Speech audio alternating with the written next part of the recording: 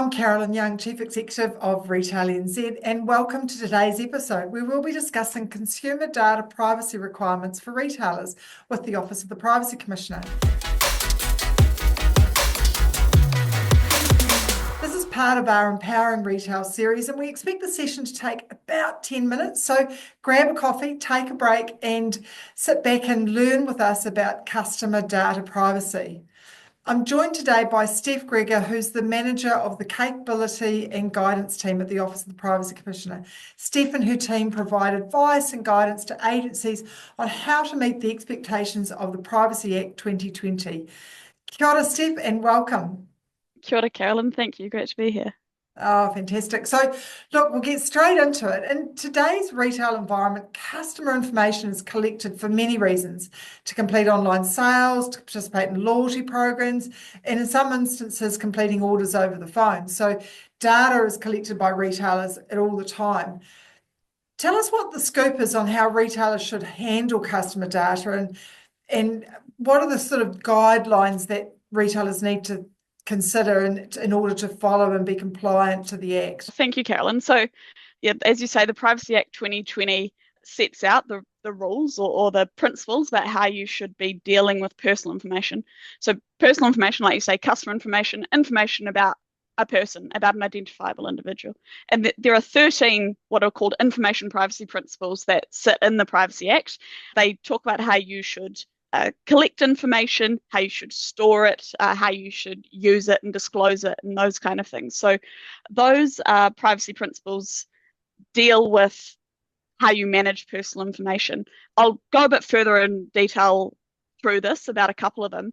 I think overarching, we've got this great resource at the Office of the Privacy Commissioner on our website called Popo Matatapu, which really provides a sort of way to look at information through the life cycle of what you're collecting from people and what you can do with that information. So that might be really useful as sort of a companion piece to this.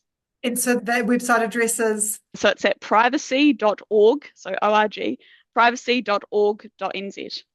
Perfect, privacy.org.nz. So I guess as a starting point, can you walk us through what a retailer must do before collecting the customer's data information? And can they simply just be asking for it? Well, yeah, it's definitely one way that you could ask for it. It's not the only way that you can collect information. So the Privacy Act is sort of based around this concept of purpose. So what is the reason that you're collecting this information? What is the purpose that you're getting it for? The purpose needs to be connected to what you do for your lawful function.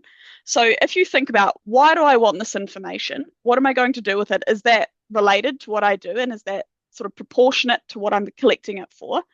And if that's the case, then you can often collect it, not necessarily by asking, although, as I say, that's one way to do it. What you need to do is, once you figure out why you're collecting the information, just let people know why you're collecting that information. So based on our experience here at OPC, if there are data breaches, for example, what really upsets people, individuals, is when they have no idea that their data or their personal information was being used in a particular way in the first place. The sort of, is this creepy test? People don't think their information will be used by this, and so then they're really put out when it is. So being clear about what you're using the information for and then using it for those reasons, completely in line with the Privacy Act. We've all been in a store where when you, at point of purchase, you've asked for that, you've been asked by the store, would you like to receive our newsletter? And you give them your email address. And sometimes you might also give them your phone number as well. And it's really about making sure from a store perspective, if you've asked to collect the data for keeping up to date with newsletters and offerings, if that's what you've asked for, that's what you provide to the customer. Absolutely. Yeah, that's totally right, Carolyn. And so the retailer's now got my details for a newsletter or whatever purpose I've agreed to. What's the responsibility of the retailer when it comes to storing and protecting that information?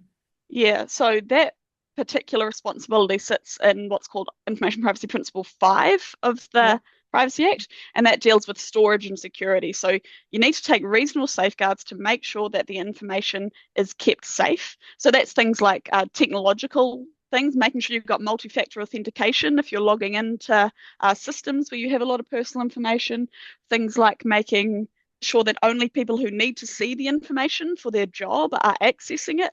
and those kind of things.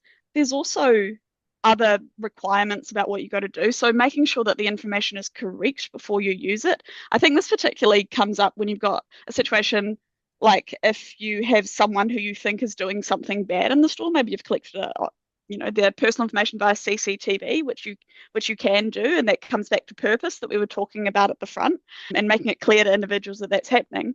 But if you think via that CCTV that something bad is happening, you've got to make sure that you've got the right person, for one, before you do anything about it, and those kind of things.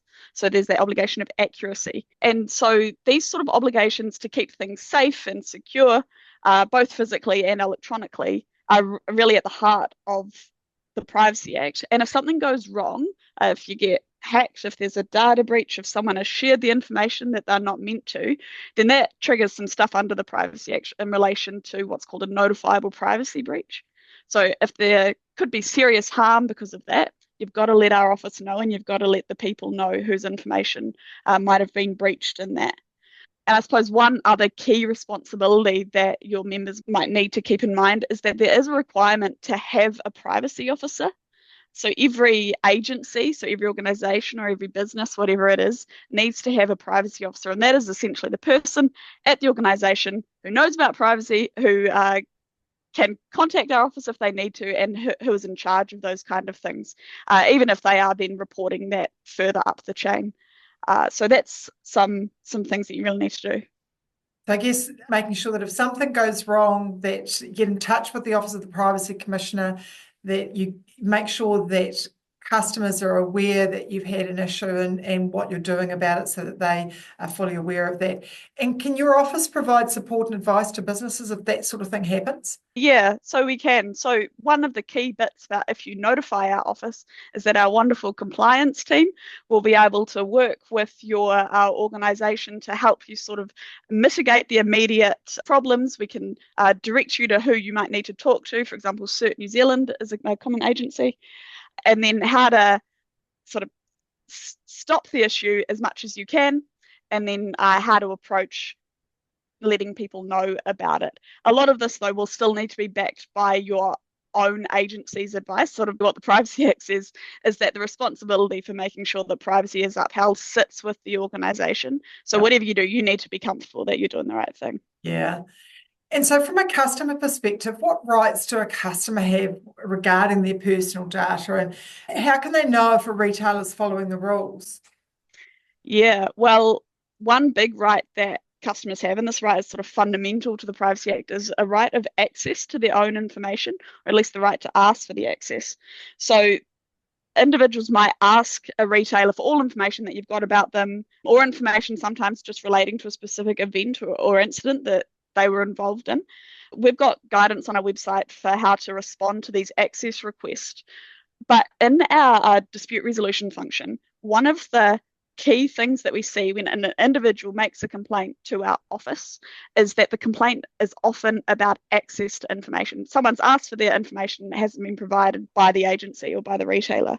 And so something that is really important to just be able to stop things getting to that escalation level is just to have really good processes to make sure that the information can be provided where appropriate to individuals. But if that doesn't happen, and there is a sort of complaint to our office by the individual, which they can make, we've also got a whole lot of guidance on how to deal with those complaints. There's one particular bit of guidance you might find useful, which is again on our website, privacy.org.nz, which essentially is a sort of flow chart about how to think about dealing with a complaint. And how to make sure that you maintain that relationship with the customer going forward if you can, because obviously customers are at the heart of what retailers do. Yeah. And it's just so important that you maintain their trust. And one way to maintain their trust is to make sure that you're upholding their privacy rights.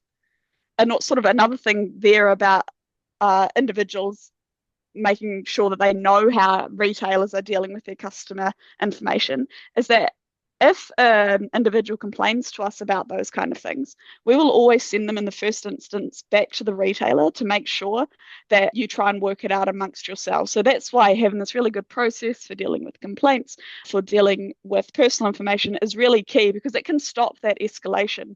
And it's a lot less stressful for you, it's a lot less stressful for the individual, and it usually results in better privacy outcomes, and really critically, I think, for retailers, continued strong relationships with those individuals. Yeah. Look, and we know that from time to time things go wrong or mistakes happen.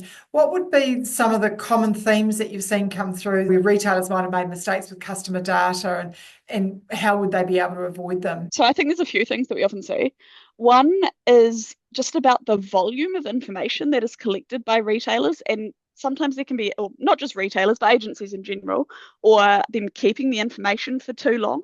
So that can really lead to an issue if there is a data breach, or if there is a hack of your system or anything like that. Obviously, the more information that you have sitting on that system and the longer you've kept it for, both the more risk is that it's out of date and actually not very useful to you because that person hasn't lived in this town for 20 years. Yeah. And also the greater volume of things that can go wrong, or if there is some sort of breach of the amount that can go leaked.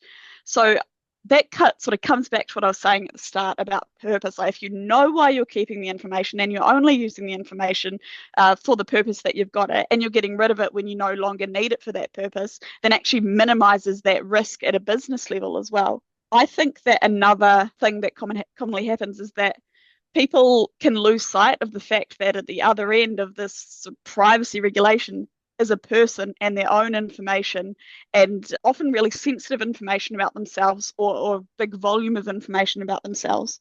I think that sort of avoiding that is just treat the personal information like you're treating the customer. You know, treat it with respect, treat it with care, and make sure that you are looking after the information in the way that those people would expect you to. I think that'll get you a really long way. And then the final thing is just making sure you've got a good process for dealing with complaints or requests. Yeah. Look, that's fantastic, Steve. Thank you so much. So some of the key things I got out of today was to really be aware what the 13 key principles are that are incorporated in the Privacy Act, and to be aware how they impact and intersect in your business.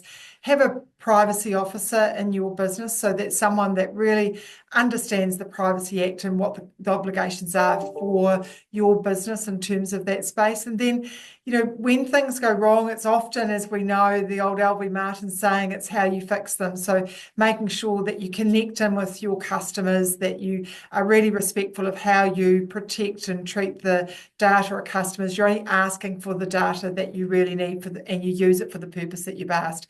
That'd be the key things to think about, but certainly lots more to find out. If you go on to privacy.org.nz, you can get lots more information. So you're amazing, Steph. Thank you so much for the work that you do on behalf of New Zealanders in terms of the Office of the Privacy Commissioner and sharing some of that knowledge today. It's been a real pleasure to speak with you and just get that guidance on how to keep customer data safe for the retail sector.